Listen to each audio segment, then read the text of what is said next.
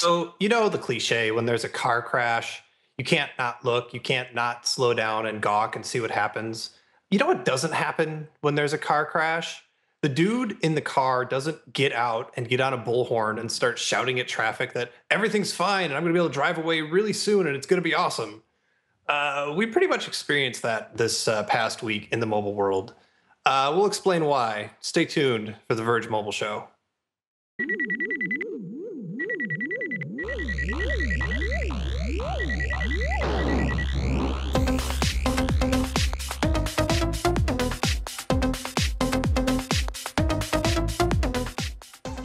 Hi, I'm Dieter Bone. I'm Chris Ziegler. I'm David Pierce. And yes, that's right, David Pierce. Oh, right. This is real. This is happening. So we were just talking about this during rehearsal, the fact that David Pierce is going to introduce himself, and then I was going to make some disparaging remarks about him, about how we tried to get literally every other person at The Verge to be on this show, and everyone said no. And then finally we got to David Pierce, and we're like, okay, well, we're out of people. We better ask David, and he agreed to come on. But no, that's actually not true at all. He was our first choice, and I'm delighted to say that he said yes. And then I asked every other podcast if I could do that one, and then when they all said no, I'm here. There's another lie there. Yes. Did you just say in rehearsal? Rehearsal? Yes. Come on. We just do not rehearsed. rehearse anything. What do you call that? What do you call the period before the show? Waiting for Chris to get out of the bathroom so we can start. That's accurate. Fair. Okay. Yeah, we can go with that. This is episode 7 for the week of July 9th, 2012, if you're keeping track, and I hope you are. And we ended last week on a down note, and so we're going to start on that same down note this week because I'm tired of having it at the end. Can we talk about just how crazy RIM and BlackBerry is right now? Like, nothing has changed, but like just the insanity of like their media blitz is blowing my mind. And Chris, you listened into the entire investor meeting today, yeah? I did. And it was basically a repeat of the earnings call. Thorsten's speech mirrored what we heard, what was that, a week or week and a half ago, almost word for word. And there really wasn't anything new revealed. We did get a very brief tidbit as part of the Q&A that happened after his speech about video chat coming to BBM and BlackBerry 10, which we kind of knew through some leaked screenshots before that BlackBerry broke last month, I believe. But we have that on the record now. And there were a couple other very minor things here and there. But by and large, it was basically the same doom and gloom that we've been hearing for a while now. Thorsten said that he's not satisfied with the performance of the company. The next few quarters are going to be difficult. Q1 2013 for BlackBerry 10 now, so on and so forth. And I was actually surprised. I mean, there were some somewhat heated questions from shareholders during the Q&A session, but it was basically decorum. Nobody broke decorum. Let's put it that way. It was pretty soft-spoken, all things considered. There was one guy that came up to the mic and said, how did the legacy board members let it get so bad and let it go for so long to the point where we're at now? And one of the board members, I can't remember her name, but one of the board members said, "Excuse me, do you have a question?" And then he just went and sat down. But that was about as heated as it got. So that kind of surprised me. I thought we were going to hear some really, really tough questions thrown at the executives, but there were just some really random questions that you think this might be your only opportunity in your entire life to address the CEO of RIM one-on-one as a shareholder, and you go up and ask a question. The very first question was, Nortel had some problems with being infiltrated by Chinese hackers over the past few years. What can you tell us about your security? Like, what kind of question is that? That's a plant, man. Come on, that's a ringer. That's somebody they put in the audience to ask that. That's a very good point. I hadn't considered that. But one thing that I thought was really interesting that Thorsten said in response to that question, I thought the question was lame, but one thing that he said in response was that RIM doesn't make phones in China over security concerns, which I'd never thought about before. Because, RIM is pretty well known for being one of the only major phone manufacturers not to make phones in China. and apparently that's why. Yeah. I mean, I don't know. I think I've touched on this before. Like, I don't understand why they are being so public and have been so public in the lead up to this investor meeting. I mean, so Thorsten Heins gave a really long interview to Al Sacco at CIO. And I mean, he said some interesting stuff there. Like, one thing that was neat to hear him say was that RIM just didn't understand that LTE was important and that nobody in North America cares about saving bandwidth anymore. And like they just straight up whiffed that. They were focusing on the wrong thing, which, you know, totally true, right? But that's, I think, the first time I've heard anybody from RIM sort of take a veiled swipe at Lazaridis and his engineering focus. Because that was all Lazzy. What I don't get is why don't they do more of that? Like, why wouldn't Heinz come out and just constantly say, like, we blew it. We did a lot of things really poorly for a long time, and we got this thing wrong, but we're going to get the next thing right. And, you know, they got the last thing right and then this thing wrong. And then if they can get the next thing right, they might be fine. But instead they come out and say, you know, things like, we believe there's nothing fundamentally wrong with the company and on and on. And just like, why wouldn't he come out and take these swipes at the old guard and say, well, they screwed up. I'm doing my best to fix it. Well, I'll tell you one very big reason is the fact that Lazaridis sits on the board of the company. In fact, he was just reelected today. So that. Making those comments with Lazaridis sitting like 15 feet to your side might be a little intimidating, especially considering that Lazaridis looks like the kind of guy that could get up and come at you like full bore and knock you over. You will not get back up. Yeah, he'd lead with his head too. He'd like his hair just bam right into your chest. Yep, absolutely. No, I mean, I think that part of it is like we don't know like what their stock is going to bottom out at if it has. I mean, they've lost so much value, and there's a whole lot of smoke around. You know, what is going to happen? Are they going to split the company? Are they going to try and spin off the hardware? Are they going to try and spin off the software? Are they going to do anything, you know, fundamentally different between now and when they launch BlackBerry 10, or are they, you know, going to just try and muscle through to the BlackBerry 10 launch? And so I think a lot of that is, you know, signaling, or I think there's like backroom games, or like a lot of the stuff that we're hearing them saying in the media. It's meant for us, but it's also meant for, you know, investors and, you know, the other companies that they're talking to or trying to hold off. Right. Yeah, and Heinz did mention on several occasions during the meetings today that discussions with their consulting banks are ongoing, and they're still evaluating all their options, which is, you know, the same language that they've been using for 2 earnings calls now. So we'll see what happens with that. It's the kind of language you use right up until the day that you announce some gigantic, you know, change. Yeah, I mean, and even things they're saying, you know, they're talking about how they have no debt and all these things that don't typically matter in the sense of, I mean, and really it's about, all of this is becoming financial, right? All of these discussions are about like, how are we as a company, not what innovative, cool things are we doing? And it just every time he comes out and talks, it seems more like he's saying, here's why you should buy us, and less, here's why we're a cool company making cool products. Right. And someone in my Twitter feed, I apologize, I'm not sure who it was off the top of my head, but somebody mentioned that RIM's closing stock price today puts them at a lower market cap than like just the raw value of their cash on hand plus their assets. So I mean, wow. and they have no debt. So at this point, it's almost like it's kind of, if a company could come in and buy RIM for, you know, book value and not pay a premium over the market cap, then it would just be like financially sound to do so based on that alone, even if you just came in and shut down the company.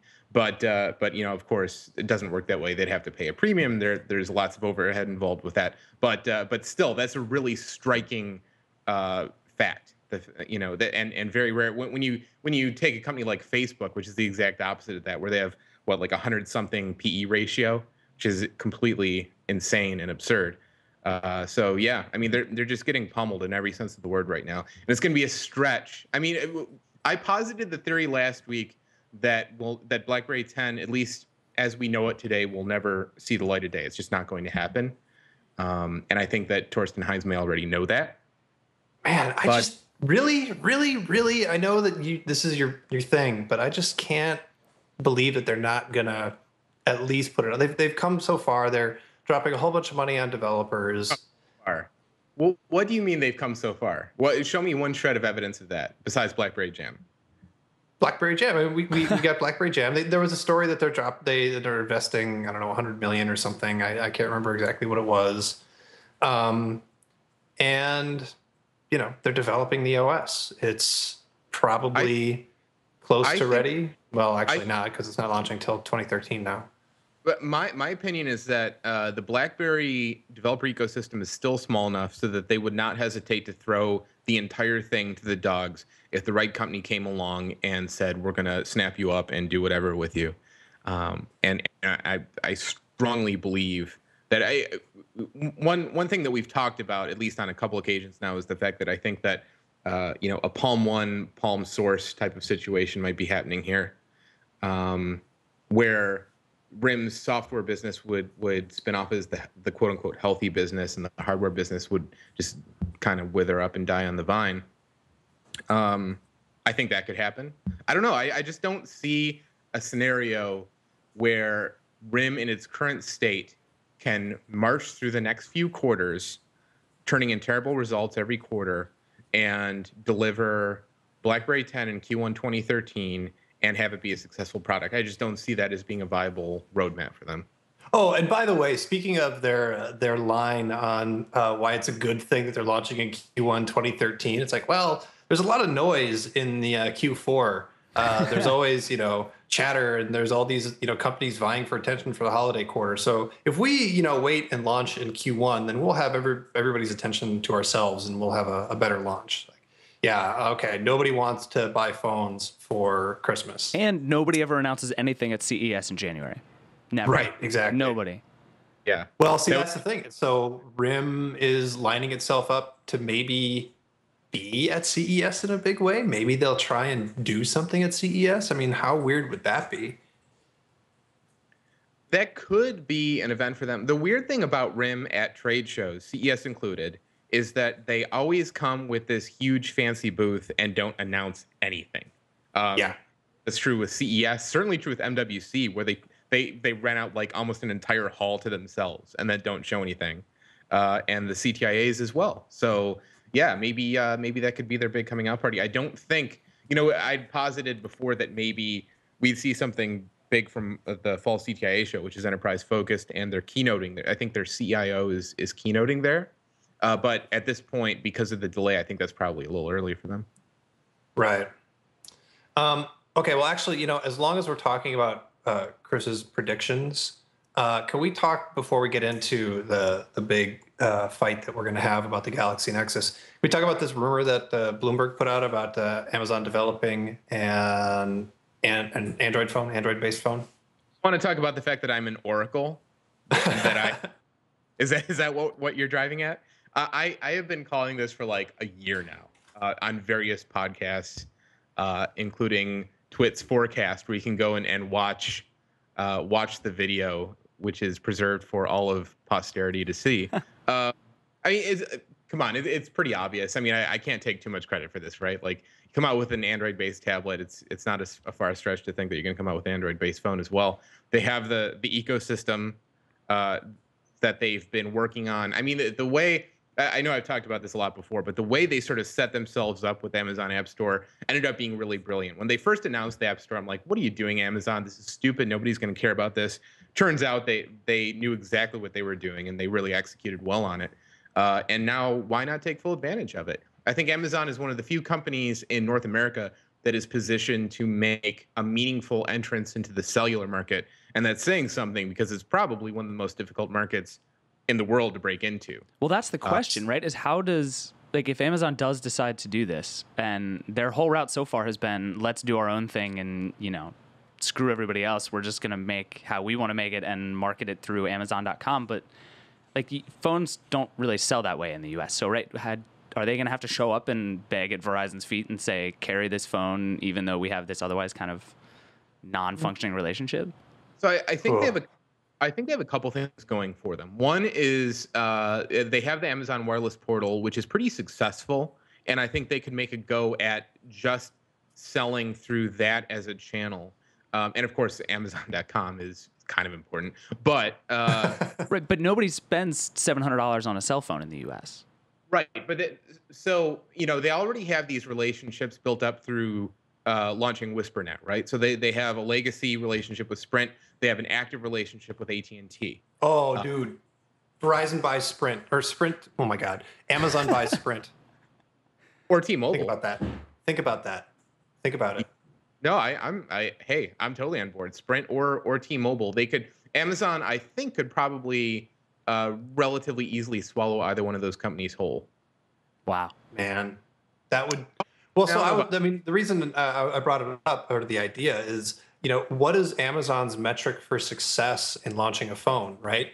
With the Kindle, they're going to make some money on the hardware once they hit, scale and get their, supply chain running smoothly, and they're going to make money on, selling their services on, the video, the music, and, just buying stuff on the thing from Amazon. It's a really good system for that, actually. But, is Amazon hoping to get 10% market share? It's like, what is their need to get into the phone business? What does it get them? Why would they be screwed if they didn't? I think that because of the amount of development they've already put into the Fire, the cost of entry for Amazon is a lot lower than it would be for a lot of other companies. Right. So even if they just look at it as an experiment, I think that there really isn't a whole lot to lose, and I think they can do some very compelling things around the Kindle branding. But yeah, I mean, like at the end of the day, you're absolutely right. Carriers still rule the U.S. market, and Amazon is going to have a very difficult time getting around that unless they do buy a T-Mobile or a Sprint. And I wouldn't put it past them. I really wouldn't. We know that DT would still like, regardless of what they say on the record, I'm sure they would still like to sell T-Mobile if the opportunity presents itself. And Amazon is one of the few companies that's probably in a position to make that happen. Yeah, and I think the reason I think this is really interesting is because the whole content play they made with the Kindle Fire, right, where it's like it's the razor and then their content is the blades that makes them all the money.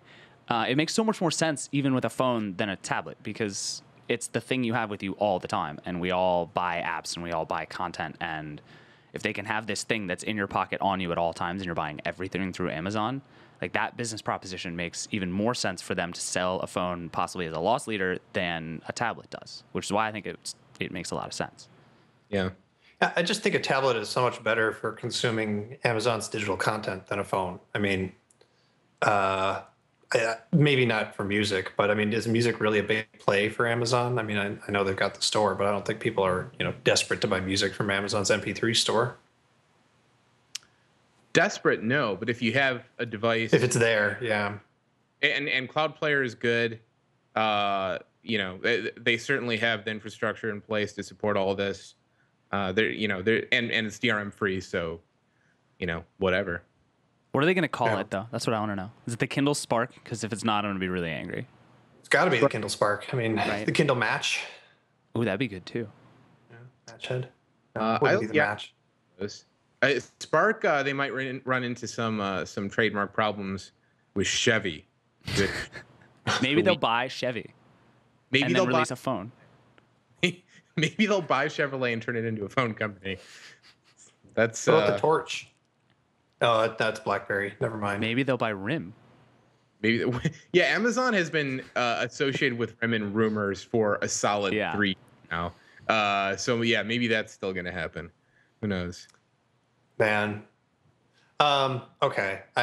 It'll come, and it's just I'm going to tell everybody not to buy one, because you could get an Android phone that's running a newer version of the OS that's fully participating in the ecosystem, like the Galaxy Nexus. Like the Galaxy Nexus. This is going to get interesting. Sparks are going to fly. Yeah. You plan on defending Vlad's point of view, don't you? That's exactly what I plan on defending. But before we get into that argument, we do need to talk about the ban that was imposed and then lifted. Yes, it is now lifted, and the Galaxy Nexus is now available. So it was temporarily unavailable and pulled from the Google Play website, thanks to Apple winning an injunction against it for a patent and the patent in question related to searching on the phone. And supposedly Google is going to be rolling out an over-the-air software update to basically change its functionality and possibly remove the functionality of when you search for something on the phone. It also brings up local results like Gmail and apps and so on and so forth. I mean, I can't speak to the legal stuff and the validity of the patent and who's going to win there, but I can say that I have been using local search on a phone since the Visor phone. So there's that. Yeah. And I mean, many of the patents that Apple asserts in its various lawsuits around the world are a decade or more old. Right. So this isn't necessarily an iPhone patent. It could be a Mac OS 9 or a Mac OS 8 patent. Right. Like one of the patents in the Apple Motorola case dated back to, I think, 94. Mm-hmm. So it's something to do with the notification screen in Android. So yeah, I mean, patents that's an entire discussion. There's actually a great piece on the site right now, which you should read, but not until this show is over, because I don't want to lose your attention. But if you go to the top of our site and look on the left side, you'll see a patent piece that is live that has been contributed to by the lovely Nilay Patel and Matt Macari, I believe, who are they updated it with new information from the time it was originally published. And all the comments from This Is My Next are still there. I actually went through and cleaned up a bunch of dupes and stuff, and came across a comment from Richard Stallman, actually. Wow. Which seems legitimately him. So, I mean, I don't know, the local search thing, I do want to take the opportunity to complain that, like, Google search on Android for searching Google, totally fine. I use it all the time. But, man, there are not a lot of phones where I find that, like, typing into search locally is convenient or good at all. I know a lot of people use it on the iPhone. I find it slow and a pain. Like Windows Mobile, BlackBerry, and WebOS all did a better job, and Palm OS did a better job of like just start jamming on your keyboard to find stuff on your phone. And I wish that Android would get there. And now who knows how it's going to work with this software updates that's supposedly coming. Right. In fact, we just talked about this a couple of weeks ago, I think, right? The engineer responsible for Just Type at Palm is now back at Apple. He came from Apple, went to Palm, and now he's back at Apple. So yeah. the Nexus, no pun intended, of the universal search world is in Cupertino right now. Wow. I'm sorry. I didn't mean to do that. That was I'm not kidding when I say that was unintentional. I kind of agree that I wanted to use the term Nexus. I kind of agree that like it doesn't really matter. This seems like a feature that nobody cares about. I see people, everyone I know with an iPhone has basically forgotten the fact that you can swipe left from the home screen to get to the local search and everything. And it's just like, I use Siri for some of that stuff now, but not really. But it's just, I don't know. I feel like it's faster to do almost anything else than try to search that for something. Yeah, so and it's such a convenient thing. Yeah, it could be done really well. I don't know how deeply this update will go, and if it's going to affect third-party applications as well. But one thing that I noticed when I was testing a Jelly Bean Galaxy Nexus is that when you're doing the voice search, you can turn on and off different search providers, and for instance, Foursquare plugs into it, so you can search Foursquare places with your voice or with text, of course. And I don't know if those are going to be affected as well, but that is really cool. Like the fact that companies like Yelp and Foursquare, so on and so forth, can plug into that system. I need to try that. It's pretty cool. More. Yeah. Okay. So the other thing about the Galaxy Nexus is Chris and Vlad put up a very contentious piece, a point counterpoint, ping counterping. What are we calling it? Ping counterping. Yeah. And this happened. Yes. I just want to say this happened amazingly quickly. You both clearly had this in the can, like ready to go, and then 8 minutes after somebody suggested it, you're like, "Oh, it's done. Here we go. I've been writing this my whole life."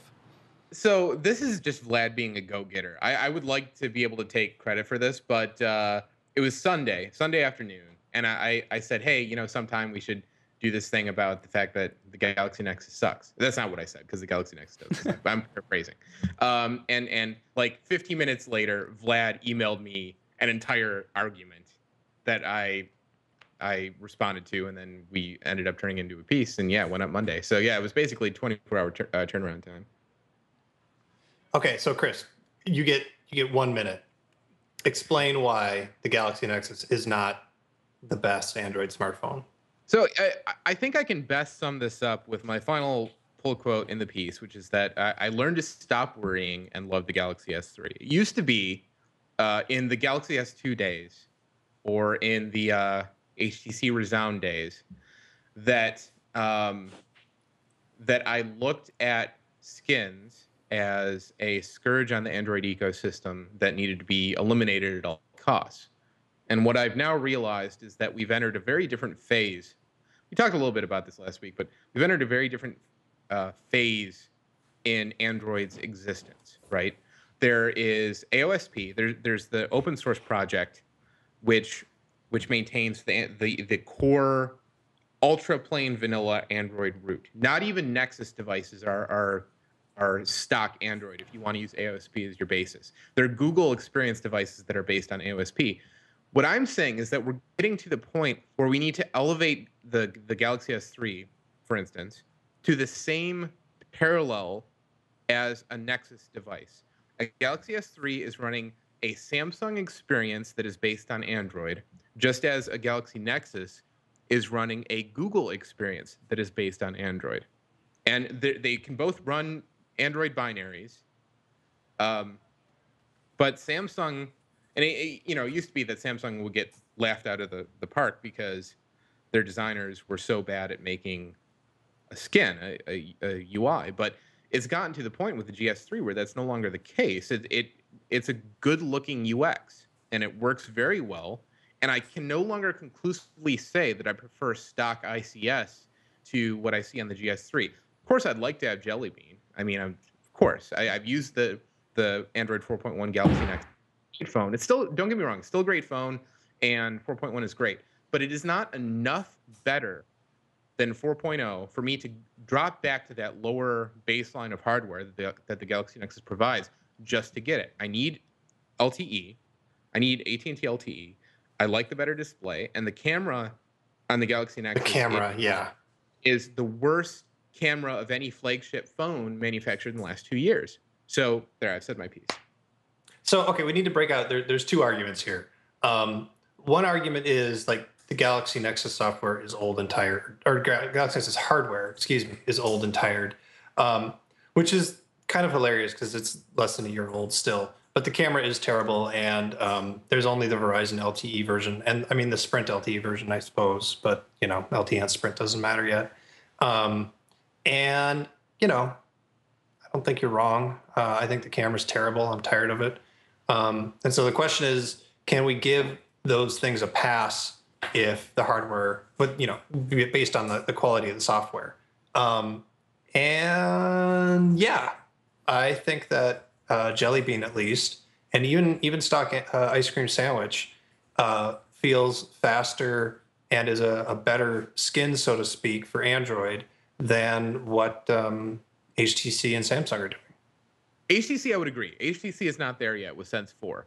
GS3, I'm less convinced. Nature UX is very good. I hate the name, but what they've put together is very good.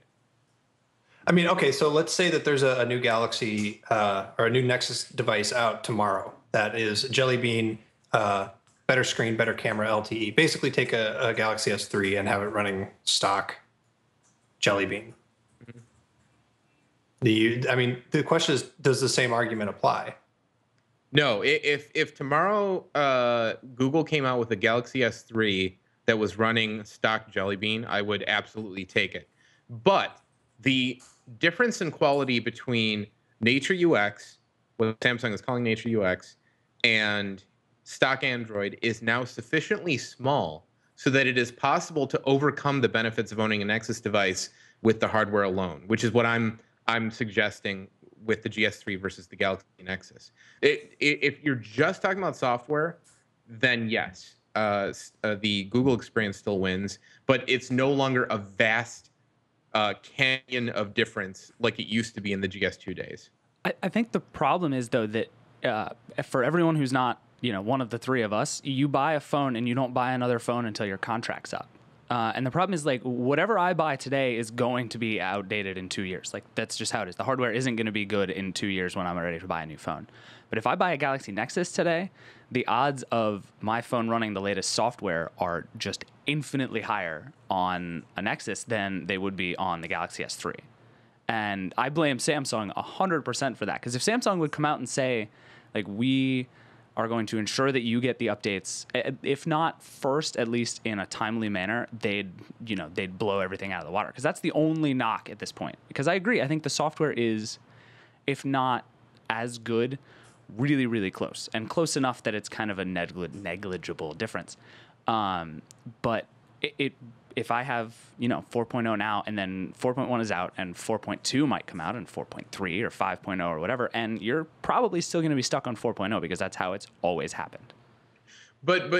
So yes, you're absolutely right. But what I'm saying, and I'm going to take a lot of flack for saying this, but at some point you just need to give up and move on with reality. Just that I don't even think of the GS3 as an Android 4 device. I think of it running a Samsung operating system that's compatible with Android binaries. And the sooner you forget the notion that the GS3 is running ICS and should be running Jelly Bean, the sooner you can be happy with the GS3 as a phone. And yeah, so the thing that I've been wanting to say on the podcast and keep myself from doing it because I was going to write an editorial, but I just haven't gotten around to it, is we should stop calling ice cream sandwich when it's on non-Google devices. Ice cream sandwich is stock Android 4.0. Jelly Bean is stock Android 4.1. And on those other stuff like the Samsung TouchWiz stuff and HTC Sense, that's Android. So they're running Android, and like Chris said, they're compatible to binaries, but it's not the same thing as Jelly Bean. And you just sort of need to accept that they've gotten to the point where they're at least in the same ballpark experience-wise as the stock Google experience. It's not. You need to stop thinking of these devices as like, they took the stock Google experience and then ruined it with their crap. It's that they took the stock Android base and put their experience on it. And Google does the same thing. They just happen to give that experience away to other customers if they want it. Right. Mostly, not entirely, right? Like Gmail and Android Market and stuff like that. I think Chrome as well. Like the Nexus 7 ships with Chrome. I think that by default, if a company grabs the AOSP trunk code, they're not getting Chrome. They're still getting the Android browser. In fact, what's interesting is that Jelly Bean does actually have enhancements to the stock browser, even though the Nexus 7 isn't shipping with the stock browser, shipping with Chrome in its place. Yeah, no, we wrote about that Chrome was not going to be part of the Android open source project. It's another Google app, just like the other Google apps. And Chromium is still out there, and companies are free to build their own. But if you're not approved for the Google experience and Google Apps and Gmail and everything else on your Android phone, that includes Chrome. That doesn't come for free with Android. It's not part of the open source. Yeah. So it's if you rewound the Android ecosystem 3 or 4 years and asked Andy Rubin if he thought that things were going to go this way, I'm pretty sure he would have said no, because the way this has ended up playing out is really weird. I can't imagine this was ever Google's intention, particularly with the Fire. But when you look at devices like the GS3, where Samsung has crafted this entire experience around AOSP and called it its own, they're just a very, very small step away from being able to break free from the Google experience entirely, which I'm sure is probably a pain point for them, because they do need to get that sign off from Rubin, and they don't have as much freedom as they would have if they were just going SP alone. So that's I mean, I find it very difficult to believe that was ever Rubin's intention. Well, I think that Google Now is going to be a really interesting thing to see if all these other companies that are building their own ecosystems that compete directly with Google's ecosystems, in terms of music stores and movie stores and even search. Samsung's S Voice versus Google Now. Will these companies, when they move up to Android 4.1 for the buttery smoothness and all the performance enhancements, will they also be including Google Now? And if they don't, then I think that we can say that like there's the TouchWiz skin, the Nature UX skin, and there's the Jelly Bean quote unquote skin that includes Google stuff. The problem with that though is that in a design sense, what you're like for third-party apps, they're still developing based on these new Android guidelines with the holo themes, and we've got these great swiped columns now. And that's all based on, for whatever you want to call it, the Google experience. And so now what you're getting, and this happened to me and was really jarring with the Galaxy S3, was every app I downloaded looked kind of unlike the native experience of the phone, because you're getting things that are designed to look great on the Galaxy Nexus and to go well with its fonts and its colors, and just don't work at all with the Nature UX. And I think, to me, that's a problem. Yeah, that's fair. And in Android 4.1, I get the sense that Matthias Duarte has obviously had a very heavy hand in shaping the UX of the platform since he got there. But I think that that's really even more evident in 4.1 than it was in 4.0, which itself was a big jump. And the colors, there's a very methodical approach to how things are colored in 4.1. The colors are very muted and frankly pleasing. I mean, the palette works very well. And I would agree with you that Samsung has not mastered the art of a pleasing color palette, and that's made more unfortunate by the fact that Samsung has been using AMOLEDs more extensively and for longer than just about anybody else. And AMOLEDs have a tendency to do really weird things with colors, particularly like oranges and reds. So they tend to really pop. And Samsung likes orange a lot. And but that was a bigger problem with the GS2. With the GS3, I really believe that their designers are doing the right things. I feel like Steve Kondik has had an influence.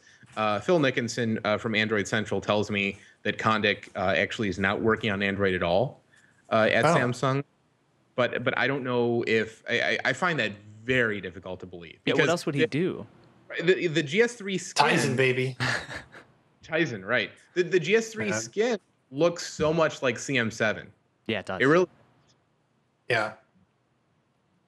Anyway. I'm back on the Galaxy Nexus, since Jelly Bean, and I'm really happy with it. I miss LTE and I miss a decent camera, and those might pull me back to Galaxy S3 or HTC One X. But I don't really like those skins. The Galaxy S3 is better, and the fact that it does, a proper classic ice cream sandwich multitasking menu, I'm happy with. Although I really do miss just having it be a single button, which is why, tell me that I'm crazy to be kind of interested in the Atrix HD. It looks pretty good to me. Am I nuts? Is that okay? No, I've spent this whole morning this whole day really trying to figure out what's wrong with this phone. Because it's like, why on earth is it $99?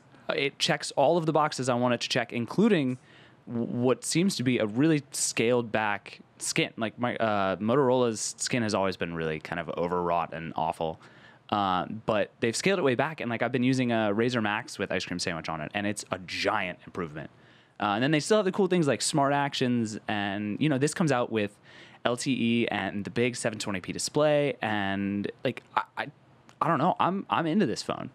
Yeah, I mean, if the processor is terrible and it's slow, and like the skin turns out to be more overwrought and slow than what we're thinking, sorry about that. Then that'll suck. But like it's a good sized battery. It's right in between the Razer and the Razer Max's battery. It's got a great screen. It's got an 8-megapixel camera. Like there's nothing on paper that makes me go, I don't want this. Like it might be my next phone. Totally. My biggest concern is, so there are a couple things, and actually this ties back into the Galaxy Nexus, which I'm going to continue to harp on for many podcasts to come. But I was surprised at how much the on-screen buttons bothered me on the Galaxy Nexus after I'd been using the GS3 for a while, which really shocked me because I'd always assumed that that this was like, you know, a big step in the right direction, moving to those soft buttons. But you don't realize how much screen real estate those buttons actually take. It'd be one thing if the Galaxy Nexus had a longer display, like a physically longer display than these other devices, but it doesn't. So you just eat up, what is it, 100 pixels or something permanently devoted to these soft buttons, and Motorola is doing that as well with the Razr HD. So that's one thing to think about. I guess. I don't know that I really have that particular problem. I love the physical buttons on the GS3. Like, and the fact that those made it to the US was the best thing about that phone, if you ask me. But Yeah. but I've always been a fan of the on-screen buttons. I feel like I train myself just kind of where to tap no matter what, so I don't really notice. And with the capacitive buttons or whichever, it just feels like it's kind of the same. People are saying it's this giant advantage. There were a couple of comments that were like super excited about it, and I don't really get that. But I don't know. I don't think it's a huge issue. Well, I mean, I just like it because it's a more intelligent layout, right? I mean, you get, you know, the back button turns into a down button when you got the keyboard up, the menu button appears down there where it ought to be, and it's one tap to multitasking instead of having to hold down a button. If someone were to, you know, just give us the Galaxy Nexus's basic button layout of back, home, multitasking, and then, I don't know, hold down back to get the menu to pop up, I'd be perfectly fine with physical buttons and getting that extra screen real estate. But I find that it works better to have that button layout, and stock ICS/Jelly Bean devices are the ones that give me that button layout. Actually, what I would love to see, and I suspect there's already a ROM for the international GS3 that does this, and if there isn't, there should be soon because it's really obvious. But what I would like to see is the menu button functionality replaced with multitasking, one-tap multitasking, and then like reprogram the ROM so that it displays the menus in the action bar like you would expect on a Galaxy Nexus, which can't be that hard. It's got to be just a flag somewhere in the operating system. Because, you know, right now, that's the weird thing about the GS3 is that the phone knows not to show the menu buttons in the action bar at the top, and it instead reassigns that functionality to the physical menu button, which I have mixed feelings about. I can see why Samsung did it, but I don't know how I feel about it. So if they just turn that into a multitasking button, got the operating system to display the menu button in the action bar as normal, that would be huge. I would love that. So, breaking news, apparently the Sprint Galaxy S3 got a quote-unquote security update that also happened to, wait for it, remove local on-device search results, according to Android Central. Wow. That was fast. Super fast. And a bummer. But like we said, that search sucks anyway, so... Right. But yeah, like, I mean, that could start. I mean, okay, two thoughts. One, we might start seeing it on other devices pretty soon. And two, like, you know, if you can push out an update that quickly, really, that changes the core functionality of the phone. How about some Jelly Bean action? How about not making us wait a year and a half for that? Well, it just goes to show you, like, it proves. It proves what I think everybody kind of knew already, which is that what really takes a long time with some of these ROM updates is not the fact that it actually takes that long, but the fact that there's no financial incentive for either the OEM or the carrier to rush that update when they have newer phones that they'd rather be selling, right? Whereas this update is on a brand new phone that is at injunctive risk, presumably. Right. So that's what got them moving. But rest assured, you're not going to see Jelly Bean updates for the GS3 a month from now. It's going to be 6 months if we're lucky. So what we need is like Congress to come out and say, if you haven't updated your phone in 4 months, you can't sell it in America anymore. And then all of a sudden, everybody would update. I'm running for Congress, guys. That's happening. I support your platform 100%, David. I think this is a good idea. I'm in. Yeah, I mean, okay. So, I mean, the Android 4.0 came out for the AT&T Galaxy Note today. Yeah. Actually, yeah, it's rolling out today. And I mean, we saw that leaked 3 months ago, and it basically is unchanged since that leaked 3 months ago. So, I mean, it's not just that there's not a financial incentive, but it's also it's carrier stuff. But I think, Chris, you got it exactly right. Like the fact that this was at risk for an injunction is totally what's going on here. Yeah. But so tell us about your experience with the Galaxy Note refresh, because you tested it, did you not? Am I crazy? Yeah, and no, I tested it. We've got a video up of it, and it's fast, and the multitasking works fine, and they added a whole bunch of stuff to S Note, which which is what most of what they're pushing on this update is. So you can search Wolfram Alpha and draw shapes and enter in math equations, and it's cute, but I still feel like there's not a strong enough app ecosystem to support the S Pen for me to be able to justify owning a giant phone. But all that said, I still have a soft spot for the Note. I mean, I use it as my main phone for a few days, and as long as you're not holding it up to your head, it's fine. You've almost bought that thing like 5 times now. I know. I know. I feel one of two things is going to happen, Dieter. Either you're going to eventually cave and buy it, or I think more likely, the second the Note 2 comes out, you're going to own it. Well, isn't the rumor that it's going to have an even bigger screen? Yeah, 5.5 inches, right?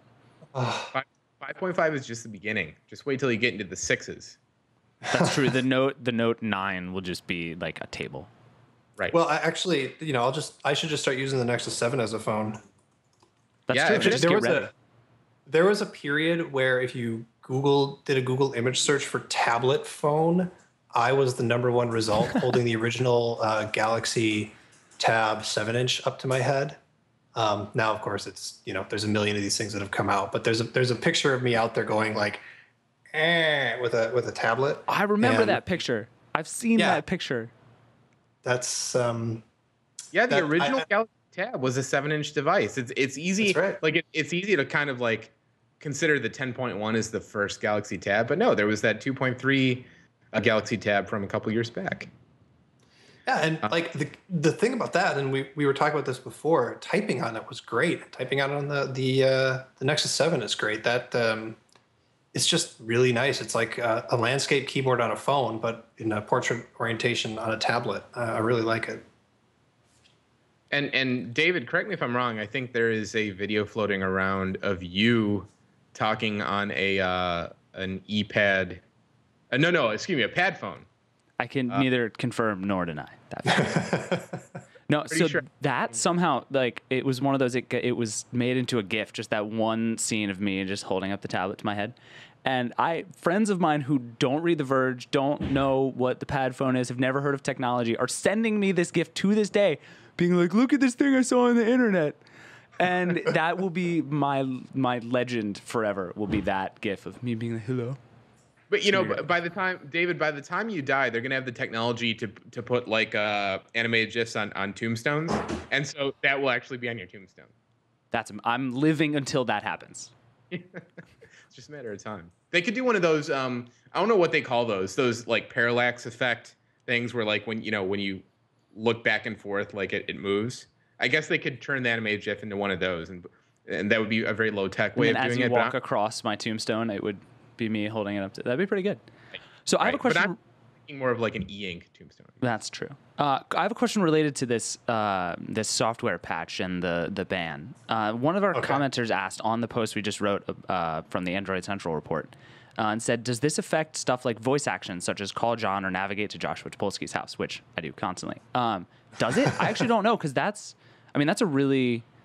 It's the same thing, basically, right? It's searching your contacts and the web and your phone book and all this stuff, but it's just not text. Does it affect that? Don't know until I can actually test this out on a Sprint Galaxy Nexus myself directly. Only one way to find out. It's true. It's just to try to navigate to Joshua Topolsky's house and see what happens. By the way, our chat is filled with amazing GIFs right now. I will bet you $1 that Samsung has submitted this patch to all 5, however many US carriers are carrying the GS3 right now or in the next couple weeks. And it's just a question of how quickly they they approved the patches. Sprint was first, but I guarantee you. So it's good to be a Verizon customer right now, is what you're saying, because you'll never see the patch. or Cheap shot. Yes. Yeah. No. This will actually be a very interesting test. Let's wait and see how long it takes AT&T and Verizon, who are notoriously the slowest for approving these firmware updates. Let's see how long it takes them to push these out. I'm really curious. Yeah.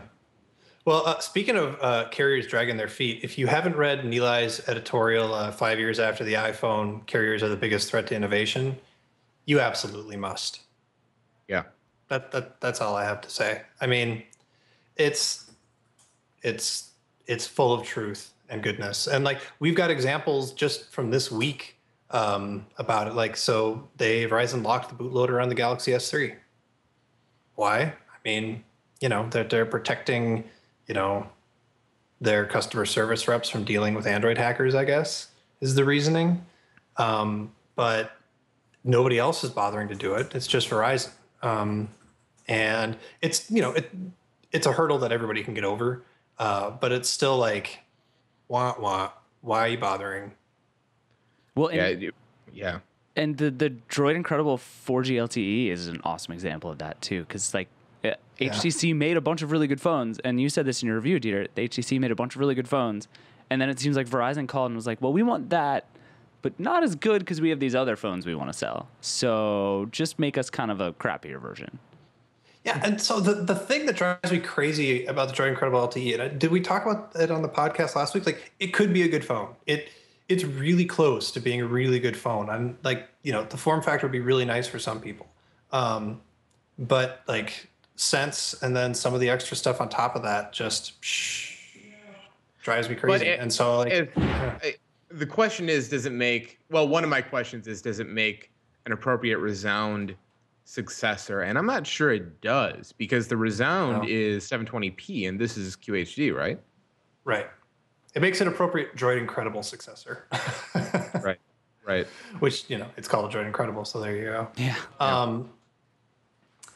Yeah, I mean, I don't know. I mean, obviously you guys read Nilai's piece. Have you got any additional insight or stuff you want to say about it? I know it was talked about quite a bit on the Verge cast, so we're kind of getting repetitious here, but it really hit home, and it's spot on, and I think that I wish that I had a very succinct follow on to how we can go about fixing this, and Nilai and I have been talking about this the past few days. How can we move the industry and the discussion in the right direction, in a positive direction that doesn't make everyone want to cry? And I don't have the answer yet, but there are so many extremely powerful political forces at play here that prevent this industry in the U.S. from being competitive in a way that is truly to the consumer's benefit, that it's just kind of depressing. And don't get me wrong, there's some great people in high places that are fighting for the consumer. People like Free Press and Public Knowledge are in Washington, and they're doing an excellent job. I'm on all of their PR blasts, and they're doing a really good job of calling out the questionable choices that are being made by the FCC and the DOJ and the lobbying forces that are trying to work to get the wrong pieces of legislation pushed through. But it's an uphill battle, and there are many. The failure of the AT&T T-Mobile deal was a very powerful pro-consumer message. But actually, this is a segue that I didn't intend to get to, but we kind of stumbled into it. Do it. It looks like the FCC is now going to approve Verizon's purchase of AWS spectrum from a consortium of cable companies, Spectrum Co., which we've been writing about pretty extensively for the past 6 months. And the reason why there are several reasons this is such a controversial deal. One is that there are other carriers that are better suited to get this spectrum, including T-Mobile. They were a very, very loud opponent of this deal as a result, until a deal was struck in the past couple weeks that would end up, like, it's a multi-part deal. It's kind of like an NBA trade deal. There are seven different things that need to fall into place in order for this this transaction to conclude. But basically, T-Mobile would end up getting a pretty significant chunk of that AWS spectrum if Verizon were allowed to complete the spectrum code deal. But the other really controversial part of it is that tied into the spectrum acquisition, there are deals that would have Verizon cross-marketing its services in Comcast and Time Warner locations and vice versa. And the concern there is that it disincentivizes Verizon from building out Fios in locations that are currently served by Comcast or Time Warner cable. And the then result is that you end up with less competition for really important, vital services like landline broadband. And so this is, there are two different organizations that are looking at this deal. There's the FCC that is looking at the spectrum side, then there's the DOJ that's looking at the competition implications. The DOJ looks less poised to sign off on this deal than the FCC does right now. And I think that kind of mirrors public sentiment. The spectrum side of it isn't quite as controversial as the cross marketing deals are. So, and DOJ is expected to rule in August. It's a mess, as is every spectrum policy thing in Washington. But we're kind of keeping an eye on it right now, and we'll let you know how it goes. Bottom line is that it's a very scary time to be in this business. Like, every single deal that happens in Washington has literally 100 different implications, some of which are short-term, some of which are very, very long-term. And I always try to find ways to get people engaged in these policy stories when I write about them on the site. It can be very difficult because it's hard to express why this stuff matters, 5 or 10 years down the road. But, we have some big spectrum auctions coming up. I think there are some later this year, if I'm not mistaken. And we just need to stay engaged on this stuff because the spectrum crunch over the past couple of years, I think, has really sort of put this in the spotlight. But people still haven't made the connection between I can't get data on my iPhone and all these weird deals that are happening in Washington every single day. And the carriers have all the power. Innovation is being stifled. I totally agree with everything, Neil, I said in that piece. And it's all tied into these weird policy things that are happening constantly. So it's not just like I can't get data on my iPhone. I've got no GBs. It's, I'm paying 25 cents a pop for text messages. It's I don't have interoperable video chat. I can't take my phone from T-Mobile and use it on Sprint. And like, oh, well, that's because they've got incompatible spectrum and, they're using different radio technologies. And I was like, exactly. And those are problems that aren't unfixable. Those are like that. You don't have to accept that baseline. If a problem like, phones having different incompatible radio technologies is like, oh, well, that explains that. Well, but there's still something that made that happen. It's right. 700 it's like megahertz. when I was teaching English, like, I'd try and like explain why some, short story mattered. Why is he on the bridge? And like, well, the author chose to put him there. Those words didn't just magically appear on the page against the author's will. Like, the author chose to make that happen. And these incompatible radio things, like when they were setting up that stuff, sure, there's a few things that are like unintended consequences, but by and large, the companies, Verizon and AT&T especially, they're sitting pretty much where they want to be. They want to get more spectrum. They want to, change some stuff around. But the sort of technical hassles that you experience and the pricing that you're experiencing on AT&T and Verizon especially, like, they set it up that way and they want it that way. It's not like, that's just, oh, that happened. I guess we had no control over that. That's the world that we live in. The world that we live in is a world that they helped set up, and we could set up a different world if we wanted to. AT&T has been fighting very hard in Washington over the past 2 years to prevent 700 megahertz interoperability from becoming law. And it wasn't until earlier this year that the FCC agreed to even look into the issue. So, Dieter, that's a perfect example, right? That we absolutely could have radios that can support all these 700 megahertz bands.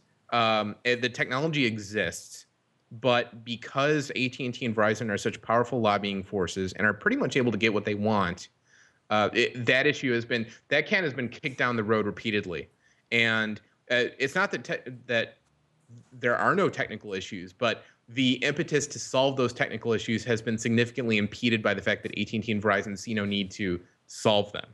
And actually, we wrote about this a few weeks ago. C-Spire, which is a really small carrier in the Southeast, filed a pretty damning lawsuit with some wild claims that AT&T and Qualcomm and I think Motorola and they named a bunch of companies as colluding on preventing 700 megahertz interoperability from coming to be. And it's a really interesting read. It reads like high drama, and I think it is. And I truly believe that some or all this stuff is happening behind the scenes. That's what I thought was the most interesting in thing. a smoke-filled room. Yeah, right. That was what I thought was so interesting about Nilai's piece was that he spoke to a Verizon spokesperson, and this is after he's talking about how if companies like HTC and Samsung were able to compete at the consumer level, the carriers would turn into dumb pipes, and then they'd have to compete, and that would be good for all of us and terrible for them. And then the response is not, oh, there are technical challenges. The response is from a Verizon spokesperson, there's a business model that needs to be cared for. And so it's like that's the most, I don't know, it's about as damning a thing as you could say, I think, where you get to this point where it's like that's all that matters. Like, we make a ton of money from making your life a lot harder, and there's no reason for us to keep or for us to stop making a ton of money, so why would we? Right. Yeah.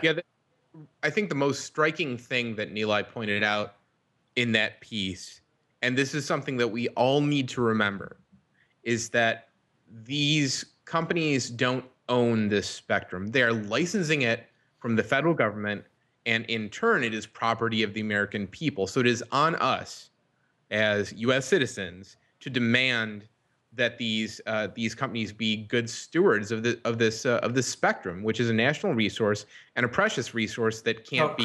Chris, I'm sorry. I want to pay attention to what you're saying, but I think I see some American Idol news, and so I need to go. Some American Idol news? I'm just saying, like, the problem with this whole issue is it's really hard to connect the effects on the consumer with the really boring, dry spectrum discussion. And like, we rant about it on the show, we write about it on the site, but unless we get to like a SOPA internet shutdown kind of moment with this stuff, one, we need a unified policy to promote, and two, like, there needs to be like a real visceral connection between the pain that we're feeling and like what's causing it. And there's 3 or 4 steps between those things where it's really easy to rationalize it away. And right. It's just easier to pay attention to the next hot new phone that's coming out and not think about the crazy machinations that limit it and keep it on one carrier and so on. I feel like the answer is we need to just tell everybody to go to Europe for like 20 minutes because they seem to have nailed it.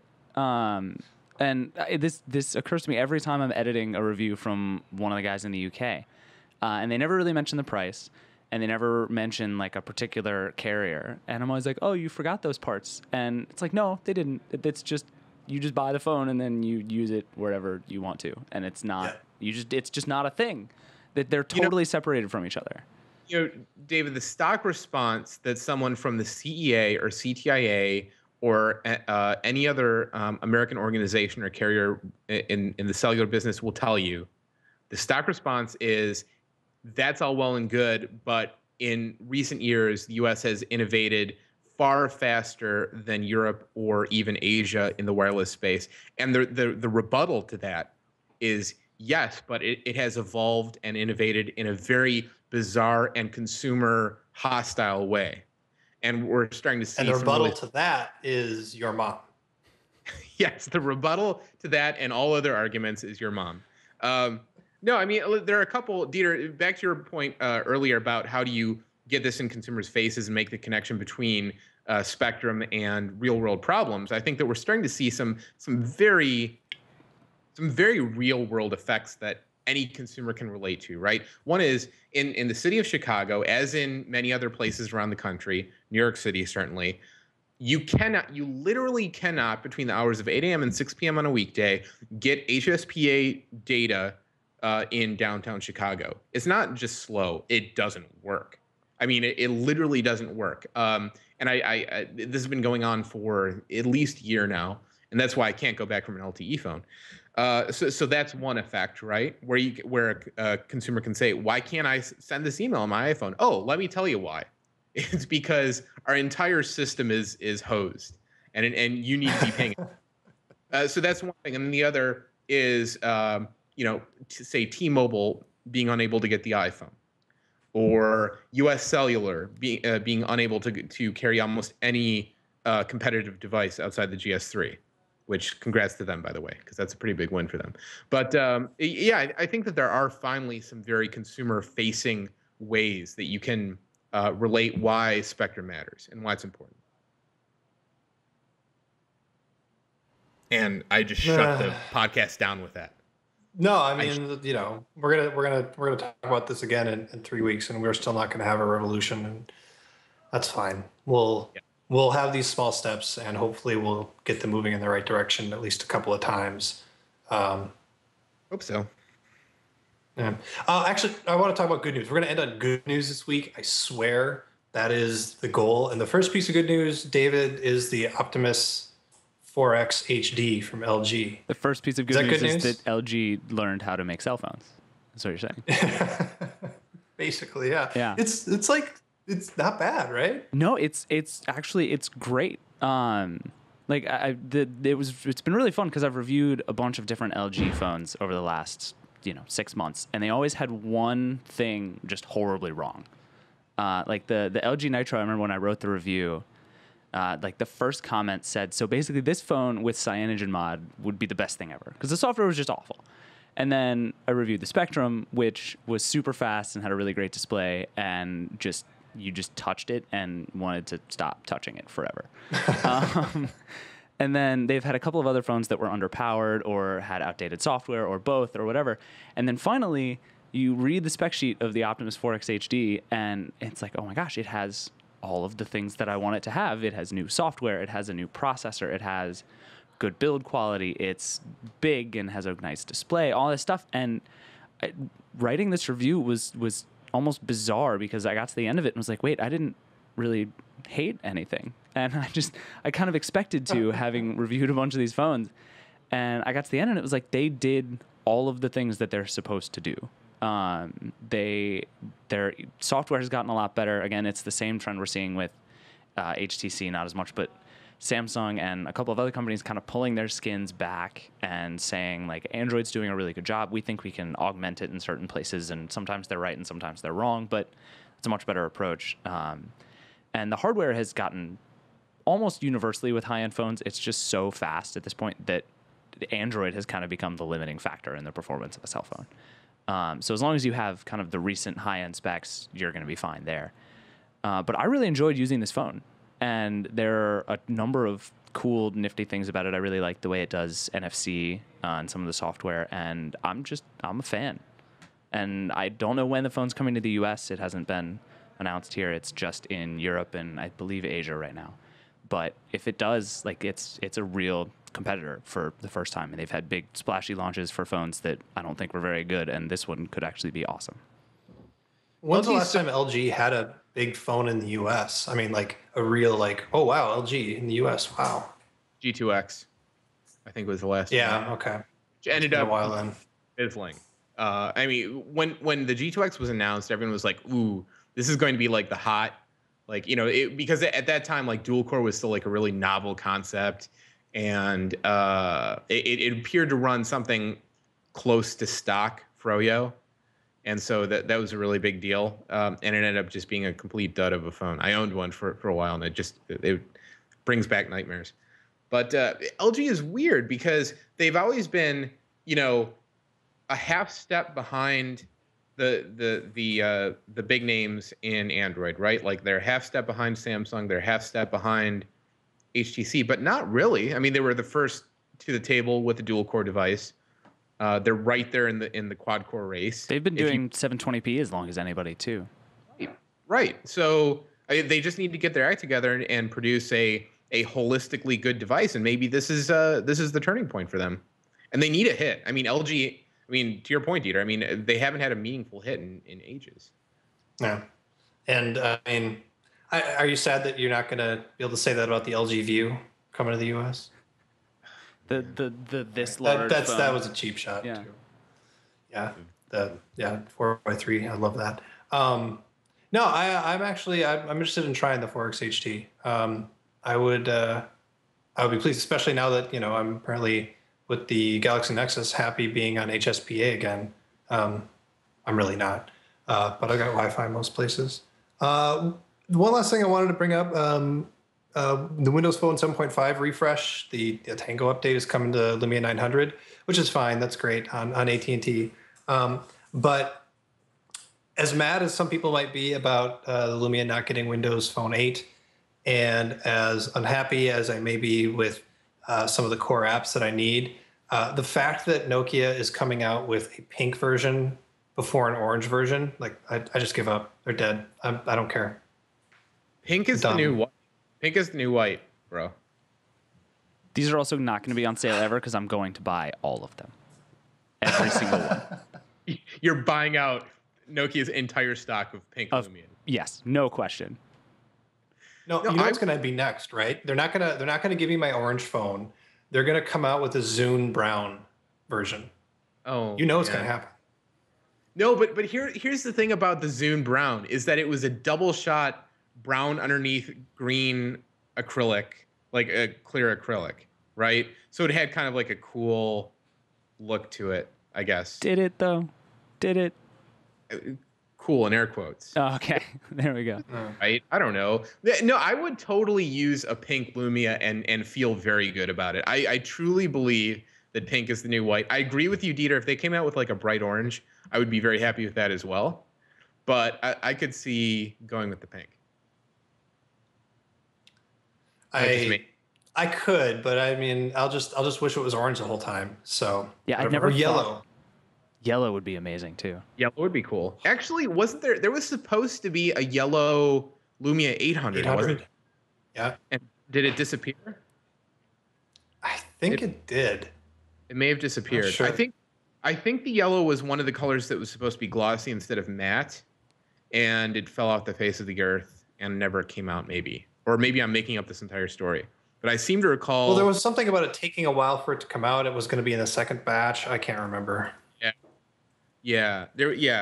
I think Nokia makes these Lumias in batches of like a couple weeks each, and they switch between colors, and I don't know what happened. So the yellow doesn't exist. Yeah, I don't think they ever got around to the yellow, which is a bummer because that would have been awesome.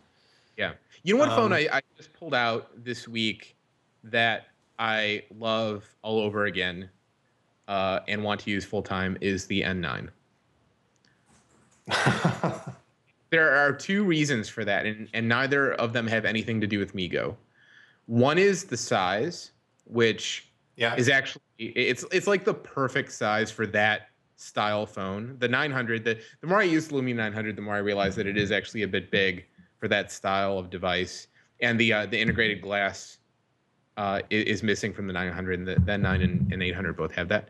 Two is that the cyan that they use on the N9 is a little darker than it is on the 900, and it, in my opinion, actually looks a little bit better. So physically, I think that the N9 is actually the purest and best implementation of that design language. Again, neither of these have anything to do with MeeGo whatsoever. But I just want to point out that it's a physically gorgeous device. You sound like Josh. Josh just bought, I believe, on eBay a Palm Pixie and has definitely decided that he's going to use it as his phone forever. And I feel like equally bad for both of you that you like. No, he gave up on it, I think, already. Did he already? He's already done with it. It hasn't even come yet, and he's over it. No, I think he lasted about 12 hours, and at 6 of those hours, he was asleep. I mean, they're so cheap. The Pixies are so cheap. You can get unlocked GSM Pixies on Amazon for like $50, $60.